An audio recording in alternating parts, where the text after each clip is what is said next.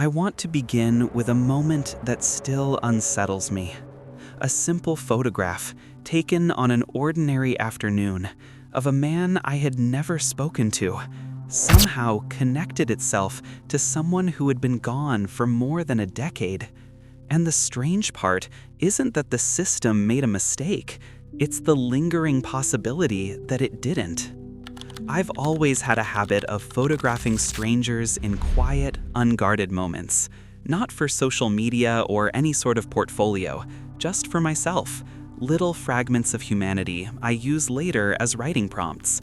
A hand clenching a bag strap, the stillness of someone waiting, a face that carries more history than expression. Last week, I took one of those photos.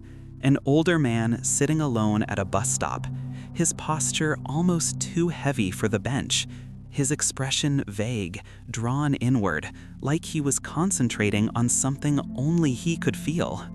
There was a depth to him that stayed with me long after I walked away. I wanted to write about him, but first I wanted some grounding, an idea of who he might have been. So I used FaceSeek. Not the safest or most ethical tool, depending on who you ask, but it's good at what it does.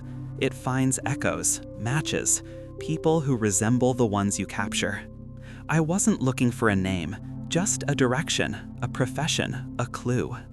The system returned one single match. Not of him, but of my father. A photograph from 15 years ago, archived somewhere I didn't recognize. My father standing at the exact same bus stop, same angle, same empty look in his eyes. Except he died long before that photo could have been taken. At first, I assumed it was a typical misclassification. These tools confuse strangers all the time. Older men can share bone structures, wrinkles, silhouettes. But the more I compared the two images, the harder it became to dismiss. It wasn't just the facial shape. It was the posture, the slight slump of the shoulders, the way the hands rested, palms down, as if bracing against something internal. It didn't feel like looking at two different men. It felt like looking at one moment repeated twice. I started going through old folders on my computer, trying to find the last photo I ever took of my father.